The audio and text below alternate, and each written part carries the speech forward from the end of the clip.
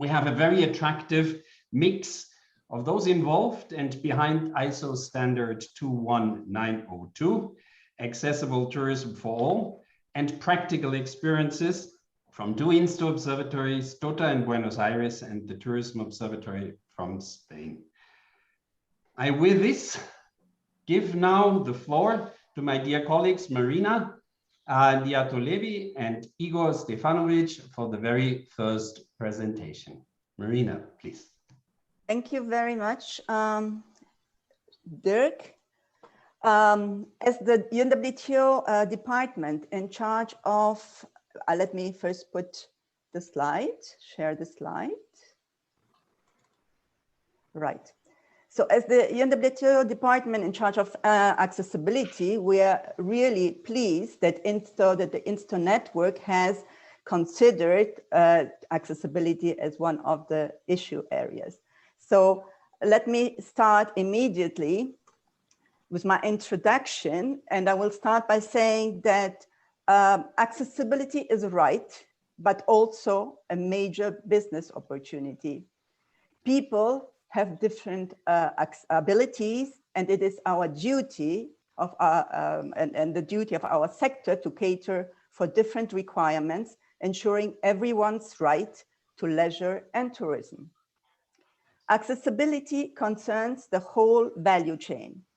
Adapting, for example, a hotel and having no accessible local transportation within a destination breaks the accessibility value chain and disrupts a tourism experience. It is about millions of users. Currently, more than 15% of the world population lives with some form of disability. Most of us are likely to develop some disability or specific access requirement throughout our lives. This is due especially to population aging or health conditions, a trend that is affecting both mature and emerging destinations. Also, accessibility benefits both local populations and visitors. It improves the overall quality of life, brings more customers, increments revenues, and positions tourism destinations on new markets, targeting new population segments. However, many destinations still don't know how to start with accessibility improvements and measurements. They require common concepts and guidelines so that all tourism key players can speak the same language and assess their own possibilities to upgrade accessibilities. Implementing accessibility by destination and companies also falls under the SDGs and the 2030 Agenda framework. Now, generally, there is a lack of international standards and major gaps within national frameworks when it comes to accessible tourism legislation and normative instruments. Accessibility dimensions and indicators often differ between countries or regions, even within the same destination. Collaboration and governance platforms are still relatively weak, and accessibility is about joint efforts of a wide range of key players. It involves both the public and the private sectors, destinations, trade associations, and the end users' representatives. The role of disabled people's organizations is crucial, and sometimes they are not even consulted on accessibility improvements. All these trends result in confusion and stressful travel planning for consumers who experience disappointment with the services they were promised to receive. UNWTO has always been convinced that an international comprehensive standard would be needed to bridge all these obstacles. For this reason, we joined hands with the Spanish ONCE Foundation, which is in charge of cooperation and social inclusion of people with disabilities, as well as with UNE, the Spanish national standardization body, And together, we submitted a proposal to ISO, the International Organization for Standardization in Geneva. This was in 2016, in order to develop such an instrument for the sector at the global level. Now, the new standard called ISO 21092, Accessible Tourism for All, column requirements and recommendation, this standard targets the whole tourism value chain and all its support sectors, given the nature of tourism. The standard caters for anyone involved in tourism operations. It addresses national tourism administrations and DMOs, destination management organizations, public entities in charge of infrastructure, policies, legislation and regulation, all travel and tourism service providers, as well as the end users. UNWTO assumed the role of convener of this expert working group in charge of elaborating the standard within the ISO Technical Committee 228, which deals with tourism and related services. More than 85 individual experts from 35 countries were appointed by their national standardization bodies, representing the interests of the whole industry and accessibility end users. UNWTO's main role was to ensure an international consensus between public and private sector stakeholders and participants. Now, ISO 21902 was finally published this year in June after 4 years of work. This is a voluntary ISO standard which can be obtained directly from ISO or from national standardization bodies. Now, the scope and application of this new standard focus on accessible tourism services and functional features. The final document does make reference, though, to existing ISO standards and technical specifications for the built environment, for information provision, and new technologies. So the first part of the ISO standard features 4 core requirements which are applicable to all stakeholders. And these are, you can see, design of services, training, information and communication, including ICT, and the built environment, obviously from a functional perspective.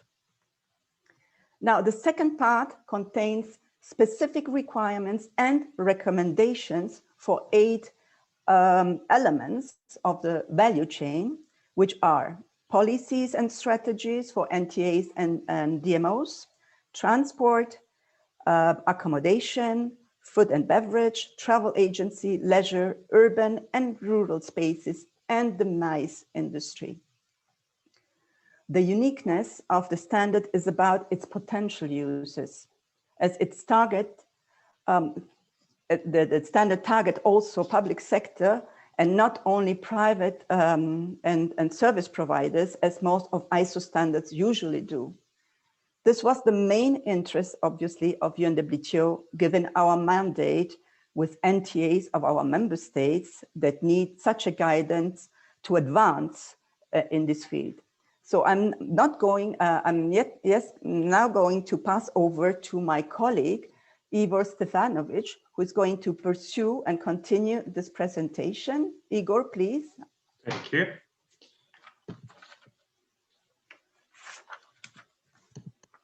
Thank you. Thank you, Marina. So we have seen from Marina's presentation from her chapter, what is the global scope of the ISO standard and what pillars does it cover, what elements of the value chain. So here we can focus more on concrete actions for national tourism administrations and DMOs, because I imagine that most of our observatories and people who have joined today to listen to us would have this kind of background or mixed private-public partnership function. So the first action that UNWTO, but also the new standard, recommend to NTAs and DMOs is planning with disabled people's organization and the industry every single step of tourism policy making and strategy making. because it's not about consulting disabled people's organizations, it's about working with them, because consulting means you have done something and now I ask you about your comments. So normally this is a bad move because we have to go backwards. So it's about joint actions. We are also instigating our NTAs and DMOs to apply universal design principles. It's a very simple set of 7 principles that are easy to comply with and very logical if you work in the tourism sector. It's also about applying regulatory tools, which is the mandate of NTAs and DMOs. Of course, NDAs have a more legislative framework setting, but without regulatory tools, legislation is kind of a dead letter on a paper. So it doesn't work if there are no regulatory tools and monitoring tools to apply all the accessibility standards or regulations. We have to incentivize also investments from the DMOs and NTAs and industries buy-in. The first part has to do more maybe with fiscal schemes, because many SMEs might feel a kind of pressure to apply all these new standards, because they still have to understand how is it good for them on the long run when it comes to changing their businesses and adapting. But industries buy-in has to do with advocacy. It has to do with advocacy that sooner or later we could all develop disability. It's not about people in a wheelchair watching the sea. Anybody can be affected by disability, or our close family members. Also, when we talk about SMEs, we have to talk about creating accountability mechanisms, because if you have investment schemes into SMEs in order to ensure transparency and of course avoid, God forbid, any kind of corruption suspicion, we need to have the accountability of all the donors, of those who receive funds, and also the facilitators who provide solutions for persons with disabilities. So we need practical outputs.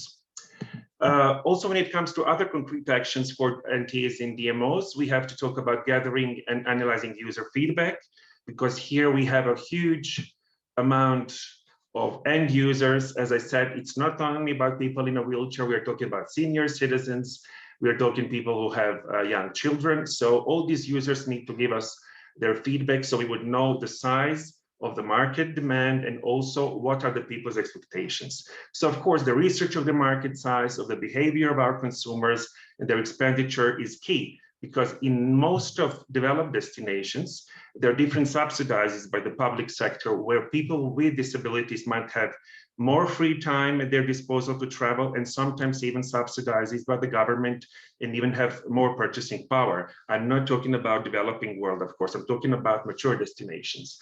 Also, destinations need to identify their own indicators and statistics to collect, because it wouldn't be good for us to say that there should be global indicators globally accepted, because each destination has different geographical setting, different level of socioeconomic development, but also different attractions and experiences to offer to tourists. So this is an individual exercise of each destination. The training of service providers is something that can be championed by NTAs and DMOs.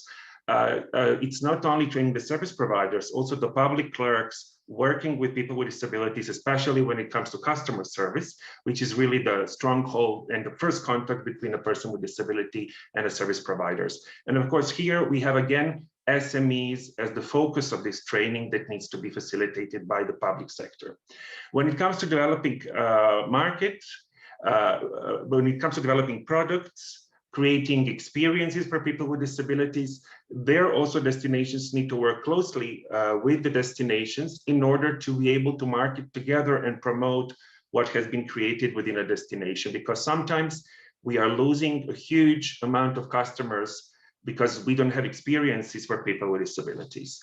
Information needs to be facilitated in accessible formats, because if you go to an info point and there is just a single brochure with a small print with no other facilities for you to understand what is accessible in the destination, very few people with disabilities will be able to appreciate that information. So you need to think about people who are blind, you need to think about information printed in big formats, you need to think about accessible PDFs, about sound announcements, and many other little details that users with disabilities might need. And of course, good practices need to be rewarded and incentivized, because sometimes it's difficult to start off with a real standard application among some destinations that do have lack of resources. But if you have practices that lead the way, and that know their customers and that can showcase their story, this is really inspiring for their peers. This is the web page on which our audience here present today can access the ISO standard and see the preview and also the ISO rules according to which the standard can be purchased.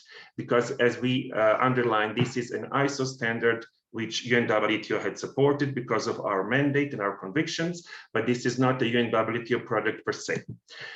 We did mention before standards and SMEs because we have heard a lot of concerns of SMEs now during the pandemic, and given their small scale operations, how am I going to apply a standard given our current conditions? But we are talking about low supply among SMEs versus growing demand, because many health conditions for which people would have died 50, 100 years ago keep people living. There is aging factor, not only in mature destinations. So there is really growing demand that needs to be met by our industry. ISO standard can be used to fill in the gaps, and we are aware of possible challenges. But if you have the principle of reasonable adjustments, that is the way to go forward. If you have that in your mind, you can start identifying your barriers. You can start training your staff, especially the frontline staff working at the counters and the reception desk, to attend to the customers with disabilities and communicate better. It's not good for establishments to say we are 100% accessible, because it's up to the customer to decide what is accessible for me and for you. So the establishment needs to say, what features do I have at your disposal as a client? And then I will decide as a client what is accessible for me and what fits my requirements.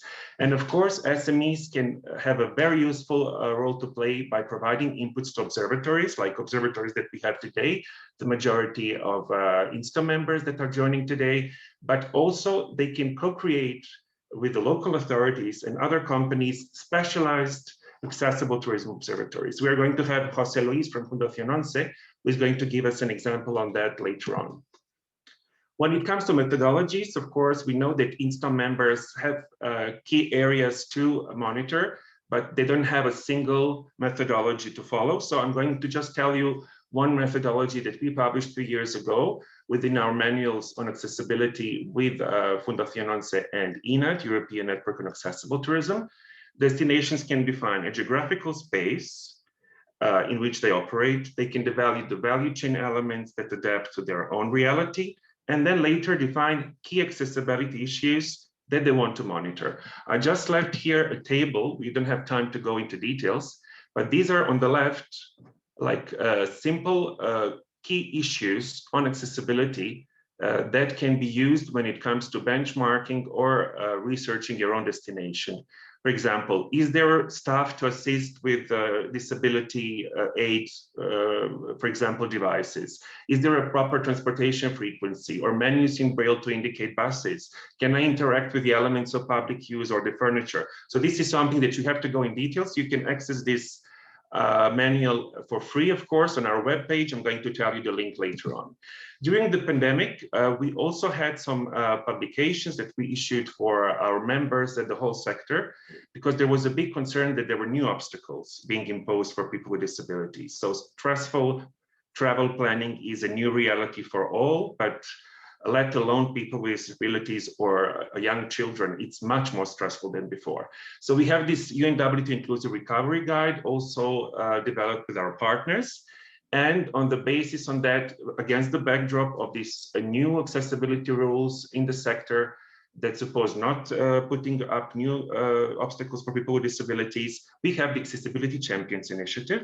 So I left here the link through which you can freely contribute to our exercise. We will be happy to communicate with you and receive your success stories on how you dealt with customers with disabilities since 1 year and almost two years ago, since the whole situation started. So we also have this publication on the right that was issued by our affiliate members department, and it's featuring good practices in nature areas of their affiliate members. So you can access this one on the affiliate members webpage. So here are the useful links to the ISO standard on the activities of our ethics, culture, and social responsibility department. So the bulk of the documents I've promoted here and spoke about are contained on this page, web page in the middle. And of course, if you want to access the affiliate members publication, you have the last link.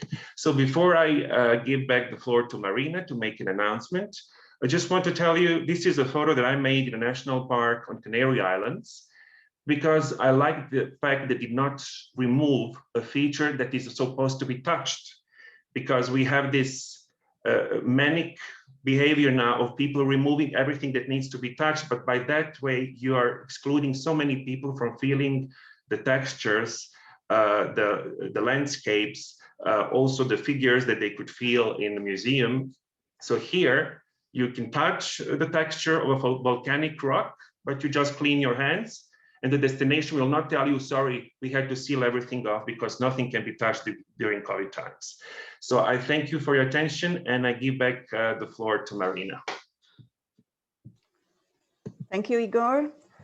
Now I have the pleasure to introduce the next speaker, our partner and expert, with Mr. Ivor Ambrose, Managing Director of the European Network for Accessible Tourism, INAT.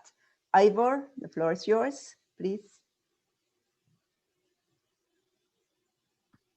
Thank you, Marina. And so Ivor Ambrose here from the European Network for Accessible Tourism. We partner with UNWTO and Fundación ONCE, who you've heard about, on a lot of issues to do with accessible tourism. And we've been around for about 12 years now. Since 2012, so 9 years now. And yeah, so we've been working anyway for enough time to have some experiences that we want to share with you today on measuring the economic impact of accessible tourism within Europe and beyond. And I just bring up a slide which is showing you the main points of the presentation. I want to talk a little bit about accessible tourism, developing destinations for all, which I know is very central to the members of INSTO. I will refer to the visitor journey as an important concept that we need to look at in terms of accessibility. I will refer to some accessible tourism market data from Europe and UK, and planning the accessible tourism destination, which is the very first step in moving towards indicators, measurement, and performance in your destination. So I'll take you rather quickly through these slides, but you'll be able to see them and read them later. And there's also a long list of references at the end.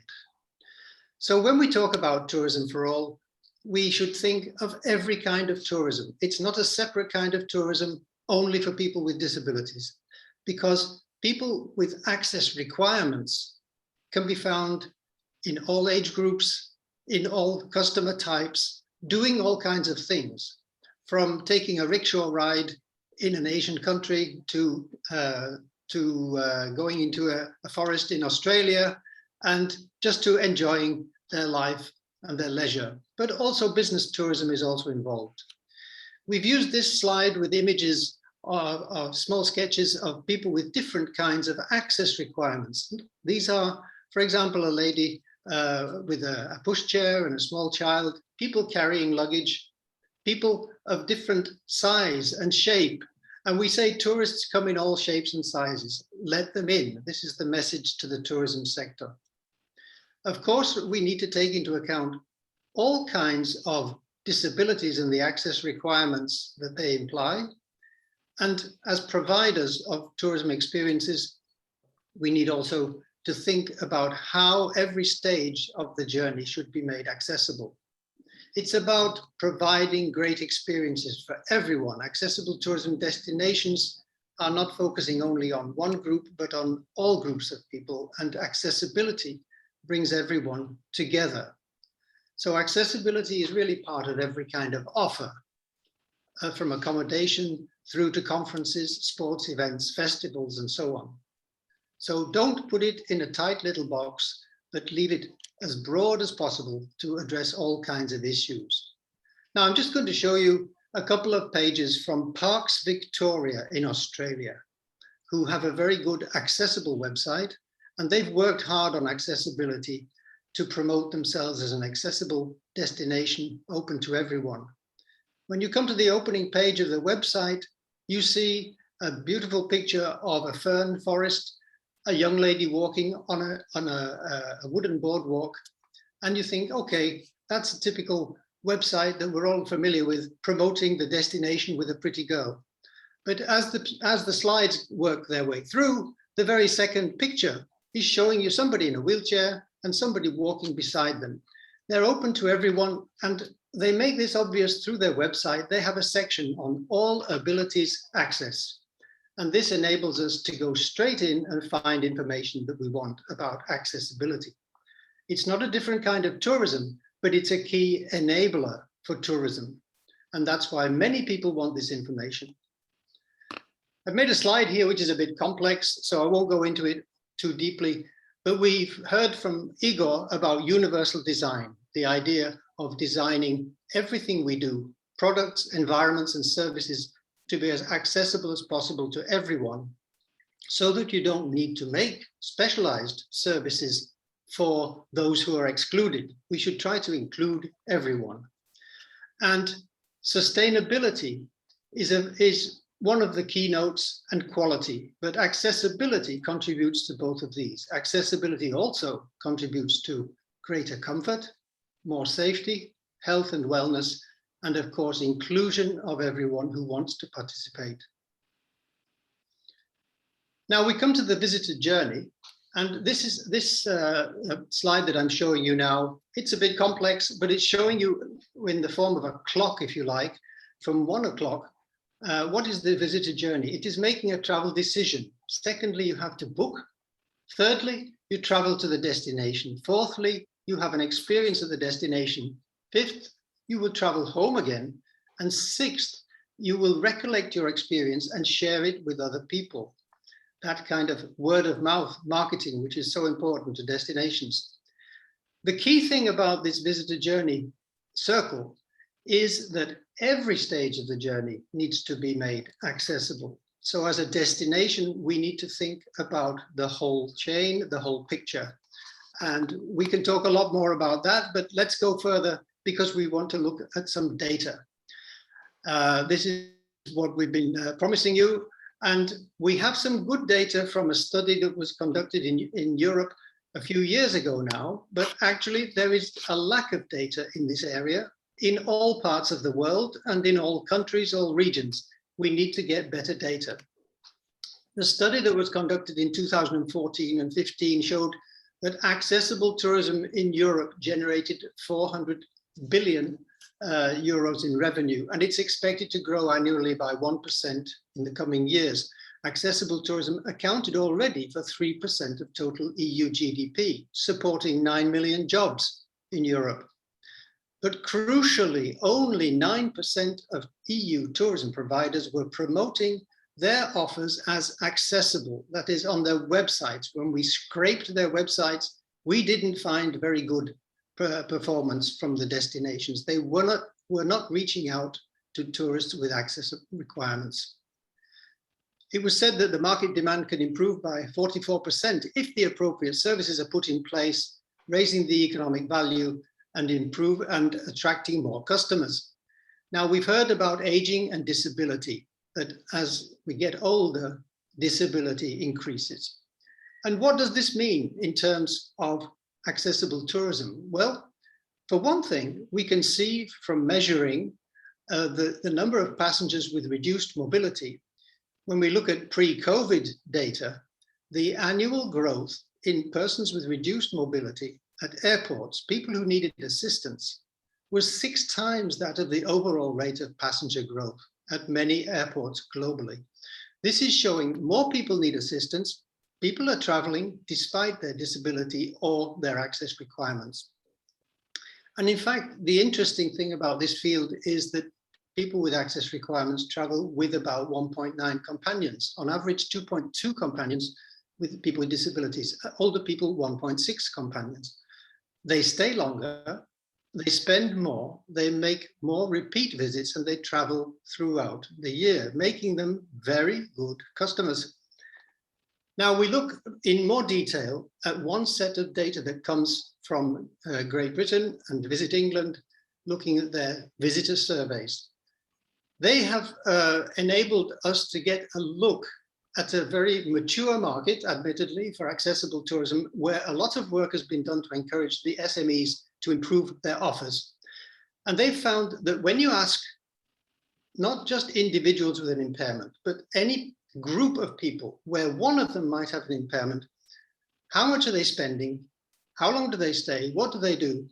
We find this figure, 15.3 billion pounds. I'm just giving the pounds at the moment, but they're in the slide on the right, in euros and dollars. You can see that this is a very large segment of the, it's approaching 20% altogether of the number of tourists that are spending money on accessible services. They need accessibility when they travel. Trying to move forward now, something happened. 1 second. The contribution is very largely made up. That's 20% of the spending is on day trips. Day trips are also tourism, and we should focus on this. All destinations can focus on this to improve the facilities for people taking day trips. There's the domestic overnight spending 16%, and inbound from our other countries just 2%. So I'm losing the, that's it. Average spending of people with access requirements is above the average. Average length of stay above the average. And I gave you the link there to the source. Now, how do we reach this point where we're going to get more tourists and cater better for them in terms of accessibility? Well, just a few years ago, we made a handbook for the Turismo de Portugal, the National Tourism Authority of Portugal, because they wanted to give a guidance to their destinations across the whole of Portugal on how to make their destinations accessible. We came up with 14 chapters in this book, which I'm showing to you now, just briefly. And first of all is how to use the handbook, and then some background information, destination planning, supporting the businesses. It's on the next slide too. The built environment, transport. So here again, we see the customer journey, the accessible value chain, all of these important, and at the very bottom, monitoring and evaluation. Marketing, monitoring and evaluation. There are chapters on all of these things, and you can find this document on the Tourism of Portugal website. So we go forward to emphasize how important it is for there to be an organized strategy, hopefully at national level, but certainly at regional and destination level. You need to make a plan, and you need to take into account the accessibility in order to work consistently and programmatically towards your goals. The first and important one decision is to decide to be accessible and inclusive, and that can be followed up by concrete objectives, plans, and actions to make this strategy and guide your development. We've referred already through Igor's presentation to lists of indicators which you may use and adapt to your circumstances to make your destination planning more coherent and more focused. The book itself has further annexes, bibliography, glossary explaining the terminology. Now, before I finish, just mention a new project that we're working on as ENAT. It's a European Union funded project called Impact Tour, where we're looking at the impact of tourists on cultural tourism destinations, developing a management tool which will enable people to manage their destinations better on the basis of algorithms and machine learning and gathering data from pilot destinations. You can find more information about that at impacttour.eu. And within the project, we are making a very detailed review of information that has been given and practices, best practices around the world, which are listed on this page. And including the ISO standard, we want to look for indicators that can give us the right tools to manage accessible destinations, to give you the right tools, in fact. Now, we have at ENAT an NTOs and DMOs learning group. And what I'm talking about here is that finally, in order to reach your goal and develop national, regional plans and so on, You will need to work with other people. You need to cooperate to succeed. You need to engage with international networks such as ours and improve skills and training, improve your offer, of course, but improve the communication and of information to businesses and tourists. You need to, in fact, go digital, collect data, measure your performance, use those visitor surveys to inform your decisions and guide your next steps. And this can all be part of what we call building back better in tourism, to improve the physical accessibility, to improve access for local people to their services, and through training, as I said, and to make sure your tourism products are catering to all ages and abilities. Marketing, another key factor, and fostering local and domestic tourism. So accessibility needs to be part of your brand. It needs to be part of what you do to improve the quality of tourism and, as we say, leave no one behind. Thank you very much. And that takes us to the last slide, I think. Just make accessibility an integral part of your destination. Plan, measure, analyze, and report your progress, because we want to know how you're doing. And of course, enjoy your work. Thank you for your attention. Thank you very much, Ivor, for this interesting presentation on the economic impact of accessible tourism. Now I have the pleasure to announce José Luis Borrao, who's an architect and the head of accessibility in the built environment within the Directorate for Universal Accessibility and Innovation of the Fundación UNCE, who was also a lead expert in the working group on the standard and the ISO standard. So José Luis, please, the floor is yours. Thank you so much, Marina. Let me start sharing my presentation. Just a second.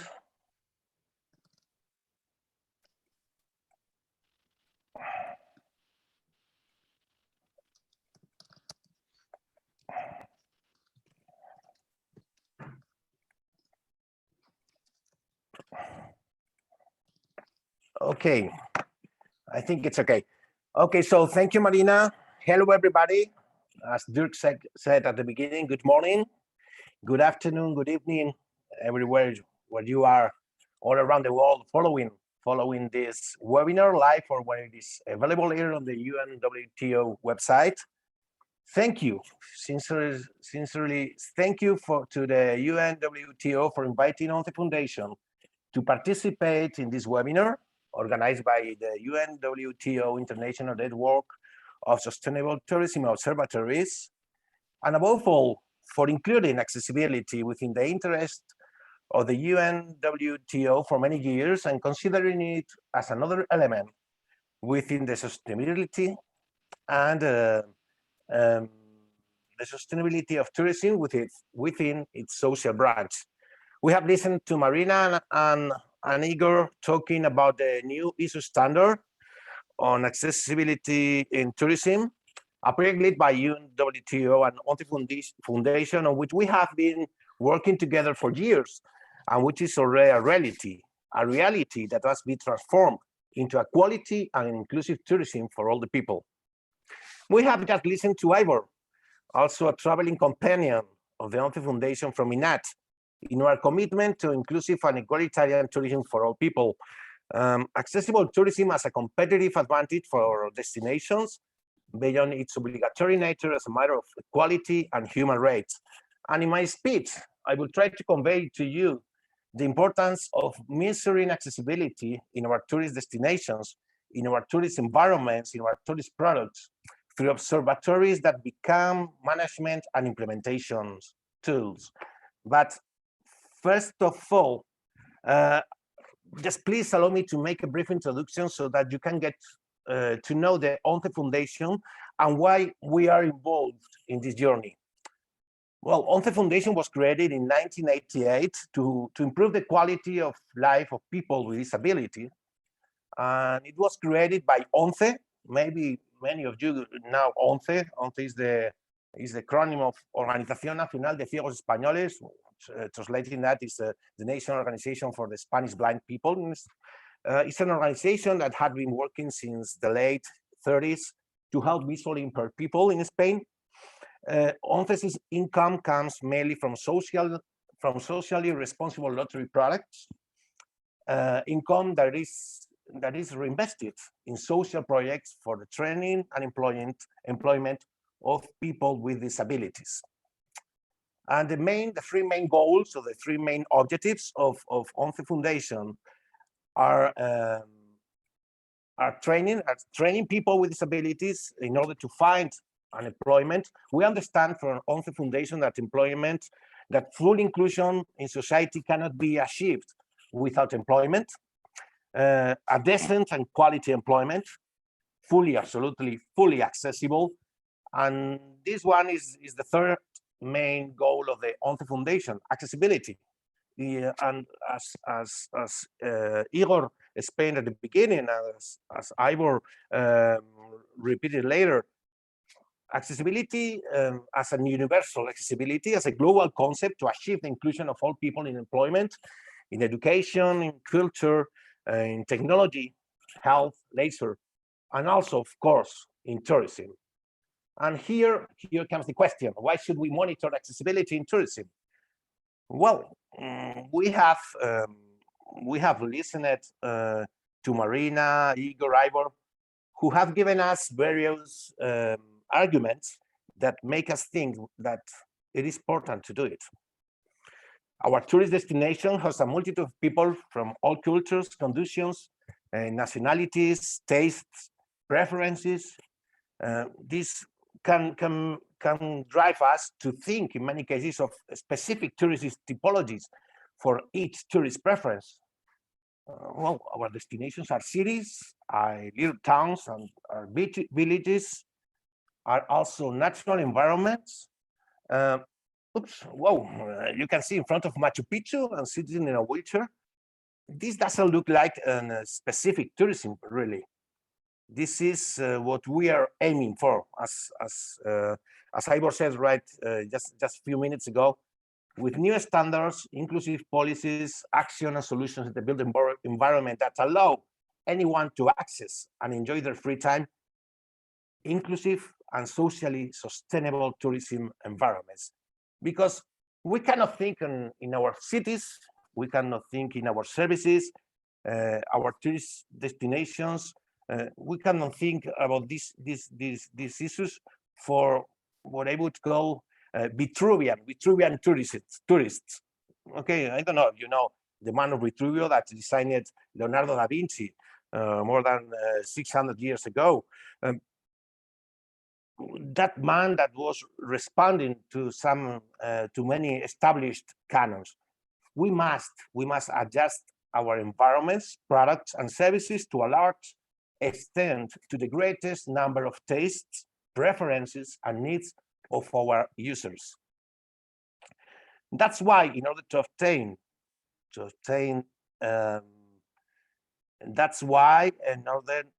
obtain inclusive tourist destination, we must know the conditions in terms of inclusion and accessibility of our destinations through this accessibility observatory. We need to know the perspective that tourists with special access, sensory, and understanding needs have about our destinations, to know really what their travel habits are and whether they are satisfied with the service. Well, according to the result obtained in the Observatory of Accessibility in Tourism in Spain, developed by ONCE Foundation in 2017, people with disabilities travel practically as often as any other person with no disability, although they have to make a greater economic outlay to ensure a higher degree of accessibility. Among the most important criteria when choosing a destination are the treatment received, the information available on accessibility, and the mobility and comfort of use in the facilities and establishments at the destination. On the other hand, we need to know the opinion of tourism companies and tourism managers on the accessibility of the environments, products, and services.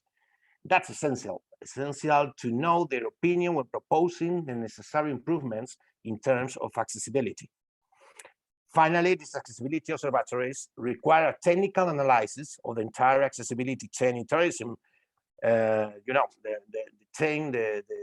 accessibility value chain, in tourism value chain, as that was explaining previously, Ivor. In the field of tourism, many times architectural issues predominate over the accessibility criteria such as information, education, training, or customer services. But what are the results we will obtain when monitoring accessibility in tourism through an observatory? Well, we have a snapshot of the situation, an image of the moment that will have to be repeated in the future in order to improve it and to improve the quality of the accessibility in our destination. Okay, and this photograph and this snapshot will be a tool with which we will obtain data to improve in the future and achieve inclusive tourist destinations. For example, for public administration, it will be a source of data that where they can find aspects to improve in order to favor the fulfillment of people's rights and business economic interests within a more social vision of tourism. It will allow them to identify priorities and propose strategies to improve accessibility for the managers of tourist destinations. For the companies in the tourism sector, will be able to locate business opportunities that in many cases they have not detected. And you also, for as Igor also mentioned before, for the Association of People with Disabilities, that association will see reinforce the arguments that all we have been explaining and disseminating during many years to claim the accessibility needs and rights of the group. It is therefore a tool that can be used by all the actors in the sector and that can be used to make progress towards tourism for all. And ideally, we believe that this snapshot should be taken with a short film, okay, so that the data can be concrete and specific to each tourist destination or even to each tourist resource. So, as an example, we invite you to consult the mentioned Observatory of Accessibility in Tourism in Spain that we developed, as I said, at UNCE Foundation in 2017, which provides interesting data at a global level on the situation of accessibility in the field of tourism in Spain. But in order, I repeat, in order to be more effective and be able to carry out specific actions, it is absolutely necessary to close the Zoom and obtain more specific data to be able to undertake actions to be carried out in terms of inclusion and accessibility. You can consult it in our web. It's free, so free. You can download the full document free in our web page. And just before I finish my presentation, if you allow me, I would like to take this opportunity to invite you to the 4th International Congress on Technology and Tourism for Diversity that we will be holding in mid-November in online format because of the pandemic, and organized by the UNCE Foundation in collaboration with UNWTO and INAT. So, just for finish, take your photo, take your snapshot. From UNCE Foundation, we'll be so proud, will be available to help you to achieve an inclusive society for all the people, and of course, including tourism and destinations for all. Thank you very much for your attention.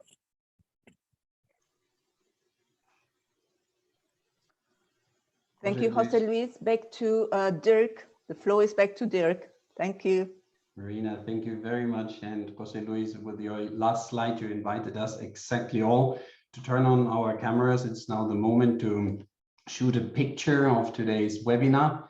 Lorna will do the countdown. Please turn on your camera if you want to appear on this picture. Lorna. Okay, 1 second. All right. I'm going to take several pictures. Okay, the first one, 1, 2, 3.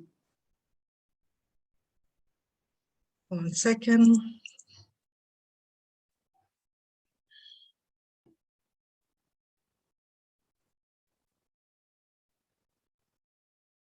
All right.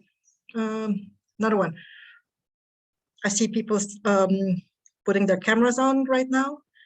1, 2, 3.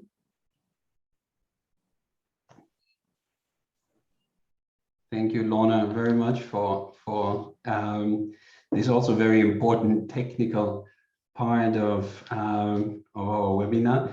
I move now on to the presentations we will listen to from our INSTO members. The first presentation comes from Tota, Mike Overend and Sonia Godet. Both have joined us today. Mike, are you online? Yes, hello. Wonderful. So over to you, please. Yes, should I share my own presentation then? Yeah, Yes, okay, I'll please do do that in a so. second. Mike, can I share it? Because I just changed some things to it. Yeah, by all means, go ahead, Sonia.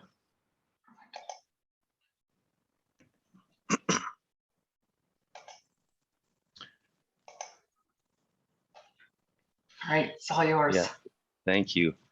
Hello, everybody.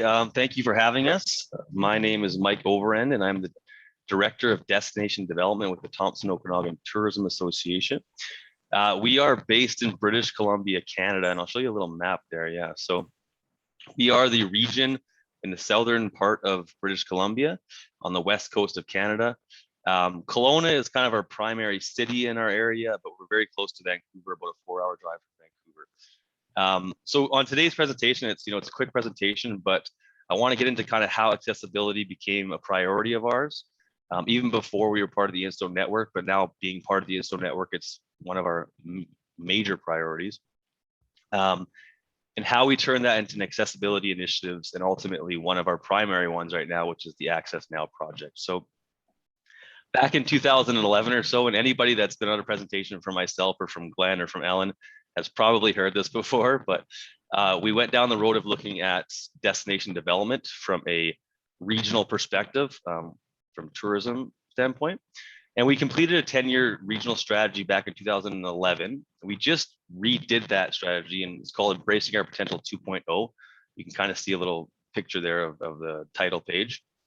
And it's a 10-year strategy looking at all of our destination development components of our region. You can see there that some of our main priorities are sustainability, regional development projects, indigenous tourism, trail development, all these different components. But accessibility and accessible tourism was a large part of that original strategy, and still very much part of our new strategy. So what we did back in 2000 and I guess probably 2017 or 18 now, before we were INSTO members, we found a really good partnership with an organization based in Vancouver, British Columbia, called Spinal Cord Injury BC, and they work on accessible programming across the province, not just for tourism, but for all things accessibility. However, we wanted to expand how we partnered across the region, and it was a good partnership to kind of expand accessible tourism in British Columbia. So what we did, one of our first things that we did was we looked to hire what we call an accessibility specialist. And one thing that Tota has done for a lot of different components of tourism is create these positions where an individual is considered a specialist, and they work on projects specifically on that type of tourism. So we have an indigenous specialist, we have a crisis management specialist, and we have an accessibility specialist. So if you want to go to the next slide there, Sonia. So here's a proper introduction for Sonia, but Sonia joined us back in 2018, I believe, or maybe 2017, as our regional accessibility specialist. And we were very, very lucky to get Sonia. Sonia, good day. She is based in Vernon, which is right close to Kelowna. And she is a 3-time Paralympic gold medalist and world champion in sit curling. So we're very honored to have her working with us. And she's quite renowned in British Columbia, at least part of the BC Hall of Fame for athletes. And you can see there, she's on a stamp, a Canadian stamp, which is kind of cool. So there's your introduction, Sonia, and she's going to get into some of the programs that we're working on. Thank you, Mike. And thank you for having both of us here today. We're excited to share with you what we've been working on, and happy to be here from the traditional and unceded Indigenous territory of the Silex people of the Okanagan Nation. TODA is committed to creating a world-renowned accessible destination, and we really do have the landscape and the infrastructure to reach that goal. So we do focus on 3 accessible and inclusive initiatives: stakeholder support, strong partnerships, and most recently our Accessnow mapping project, which is really going to be the bulk of this presentation. So I'm going to quickly go through the next 2 slides. So our stakeholder support is really important to us, that we provide in-person site consultations followed by built environment recommendations in the form of a report. We also want to make sure that we connect our stakeholders with the adaptive adventure experience service providers that we have here in our region. We have several. We know that it's very important to build relationships with our stakeholders, and the in-person consultations really provide that avenue. Creating content, pictures and videos that showcase people with diverse abilities is crucial for our consumers to imagine themselves participating in different experiences. And of course, we do our best to help our stakeholders with funding applications, and also creating blogs about their accessible experiences. We pride ourselves in creating strong partnerships with several outdoor adaptive recreation organizations, as well as local community expert user groups and peers with lived experiences in the access and inclusion space. We are connected with a travel agent that specializes in accessible travel arrangements, Travel for All. And one of our most recent partnerships is with a travel trade company, Soulfly Experiences, who we assist in customizing inclusive and barrier-free travel experiences. So this is the initiative that I would most like to share with you today, our Sustainable Tourism Access and Inclusion Mapping Projects. And we've been organizing and planning this project since April of this year. With 2 years of funding secured, we just launched last week in our most northern community of our region. Accessnow is a consumer-facing application that allows us to research and collect the accessible, inclusive features data that are present in the iconic and key tourism services, products, and experiences in our region. It allows us to rate them accessible, partially accessible, or not accessible, and it provides consumers with the accessible features information that they require when planning their travel itineraries. And it puts the decision-making ability in their control. It answers questions like, is this experience going to work for me? What other supports might I need to have in place in order to participate and enjoy a particular adventure? This app is also very instrumental and empowering, helping to relieve the anxiety and stress of wondering what the accessibility will be like upon arrival at any of the destinations and experiences that we will be identifying and pinpointing. Another very important piece to this is that while we are out in the communities researching and collecting this data, we have the opportunity to provide our stakeholders with hands-on awareness and knowledge about their accessible features and provide them with recommendations to improving what they may or may not already have in place. This app has the ability to drive more customers to our stakeholders, therefore providing our stakeholders with more incentive to improve upon and include the required accessible features and design their experiences that are inclusive to everybody. So it really is connecting people to inclusive and welcoming experiences for all. So how does this work? We put together a team of expert users and universal design consultants, and we spend up to a week in any one community, depending, of course, on the size of a particular community. With the direction from the local community destination marketing organizations about their iconic and key tourism experiences, We visit these stakeholders, gather the accessible features they have in place, and we take lots of pictures. We can either input this information right away into the app, depending on the particular experience and its level of accessibility, or we have access to another tool where we can input very detailed information and pictures of this experience, analyze the information at a later date, and then identify and extract the key priority features we want to include, determining how we want to describe them as best as possible in order to provide the consumer with the most pertinent, detailed, and valuable information possible. So what are the key priority indicators that we use when measuring the accessibility of each community or experience, really? And these are the key priorities that we feel need to be addressed first and foremost. Parking is so important. It's the first thing that needs to be in place in order to access any experience. How does a person get from their vehicle to the main entrance? That's the access aisles and routes. And of course, washrooms, it's always about the washroom. We need to make sure that there is an accessible washroom available. Otherwise, nobody can really participate in any service or experience. Is there adaptive equipment available for this particular experience? And are the tour guides knowledgeable in how to manage people with different requirements? Text contrasting in Braille is also an indicator that we look for. Tactile surfaces, low lighting, bright lighting. Is the experience service animal friendly? And in our accommodations, there's a lot of work to be done, especially in the area of bed heights, washrooms, and wheel-in showers.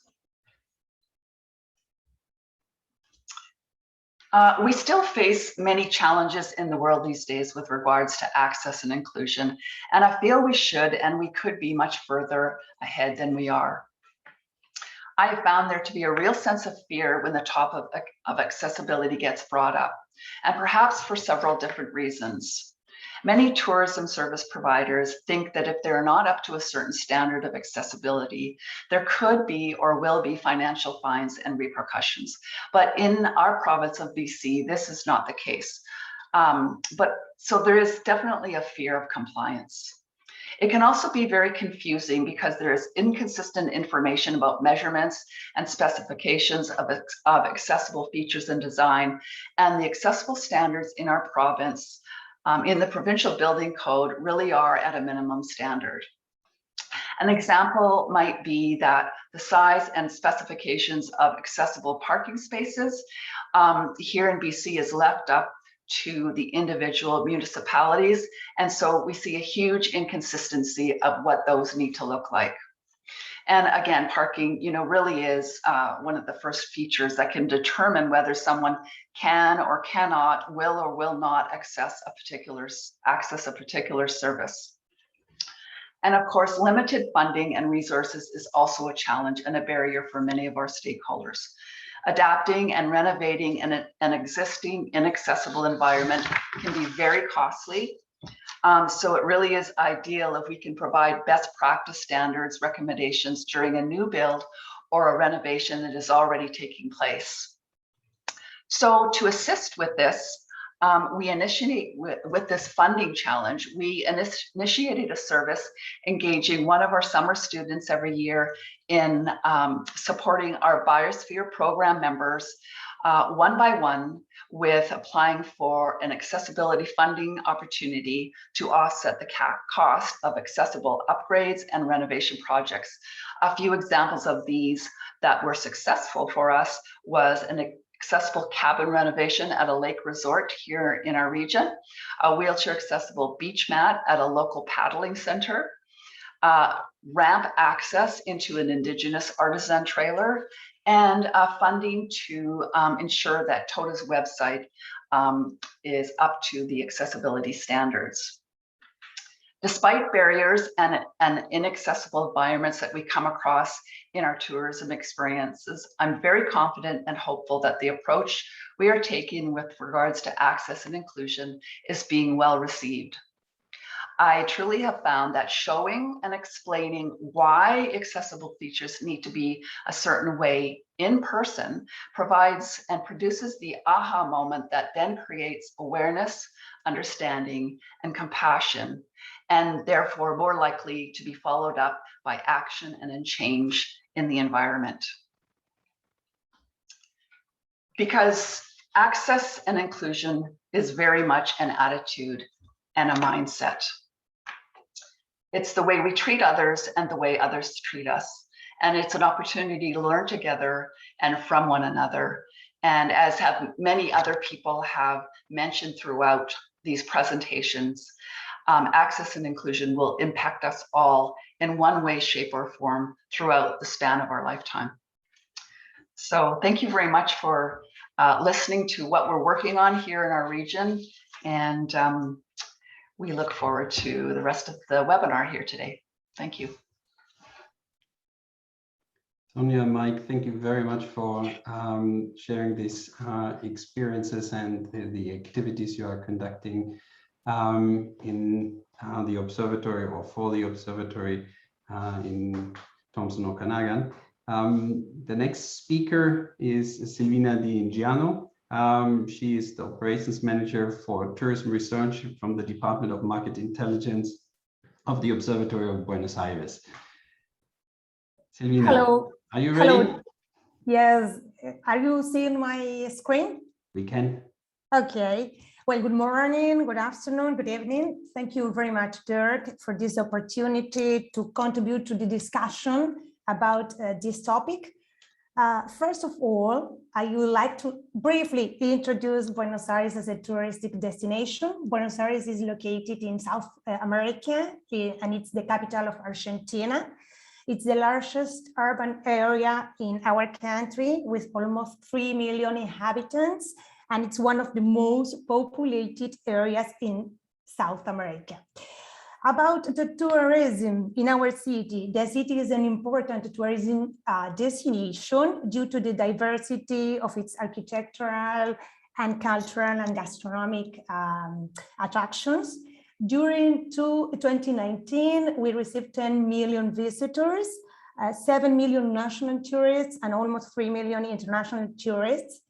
This represented $2,500 million in income for the city, and the equivalent to the 3% of the city's GDP and the 23% of the exports.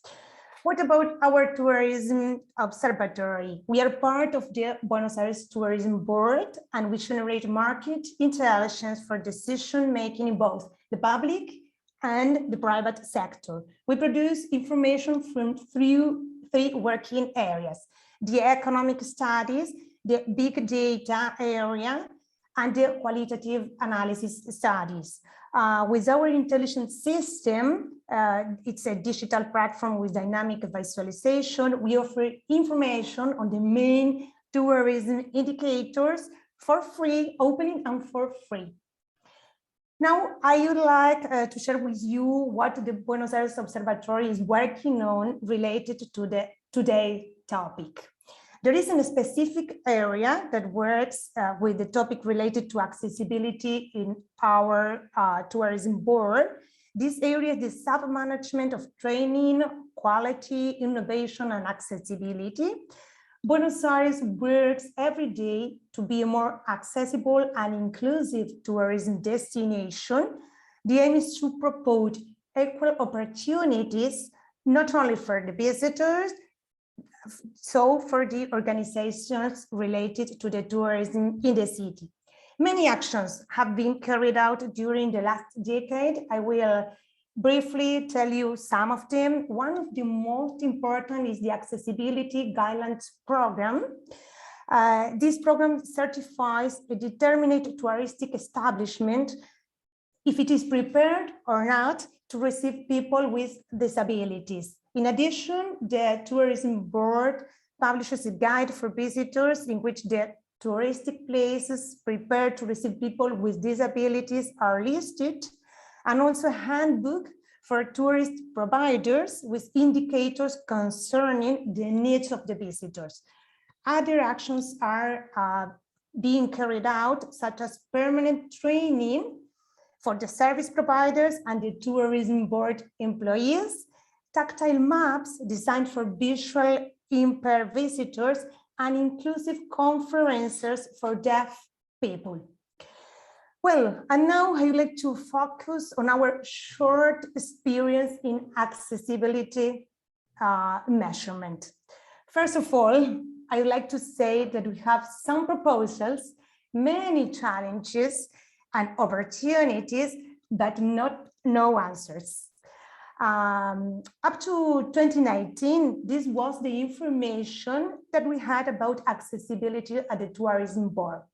The percentage of people with disabilities in the world, in Argentina and in Buenos Aires, the amount of accessibility related questions raised at the touristic assistance centers, the amount of service providers in the accessibility guidelines program and its evolution, and the service provider satisfaction with the accessibility guidelines programs. But this wasn't enough, because this didn't tell us anything about the amount of tourists with disability visiting our city or about their needs or satisfaction. So we developed two initiatives to begin the collection of some information about visitors with disability. On the one hand, we asked service providers from the Accessibility Guidelines Program to gather information on the amount of visitors with disabilities they received and their characteristics. I have to say that this initiative wasn't successful because only 2 providers carried out the task. On the other hand, we included a new question in every survey that we carried out with tourists, aiming to know if there was any person with disability in the travel group. The objectives were to gauge the amount of visitors with disabilities, get a profile of them, and measure their satisfaction with the city in order to compare this data with the global satisfaction average. Not only the general satisfaction, but also the satisfaction regarding specific areas such as accommodation or transport. In normal times, we carried permanent surveys in the tourist assistance centers, at the cruise terminal, in MICE events, and in such specific events as for example, the Polo Open tournament. We began this data collection during 2019, but because of the COVID pandemic, we had to stop doing the surveys because there were no tourists in Buenos Aires. And this is why we haven't got any robust data yet to share with you. What we have learned and what are our challenges? Thanks to our experience with these 2 initiatives, we learned that it's difficult to collect data from tourism service providers related to accessibility. However, a good option is to gather information from tourists who don't hesitate to answer the survey questions.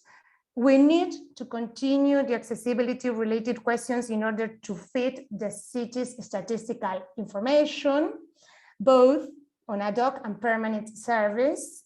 And last but not least, we should incorporate questions concerning the barriers and impediments that tourists with disabilities face during their trip in Buenos Aires and deepen this knowledge through qualitative data. This has been our brief experience with this topic, and we are glad to sharing it with you. Thank you very much for this opportunity, and we hope to see you someday in Buenos Aires. Silvina, thank you very much. And also for pointing the finger again at the measurement question and challenge. We heard that in all the different presentations. It is one of the major objectives of today's session to improve over there the common understanding where measurement is possible, where to start, and what framework conditions are existing. We were fully aware that there will be enormous challenge in the measurement if you just don't want to report on how many establishments have been certified to be accessible. But what we want is a better, deeper understanding, and that's the reason why we were so thorough in the presentations on the framework. With that, it's getting a bit late, but my colleague Cordula Wohlmutter, who is running a wonderful chat conversation and is keeping you all very well informed, will take now over and summarize the questions and obtaining additional questions and answers from the participants of this webinar. Cordula, please.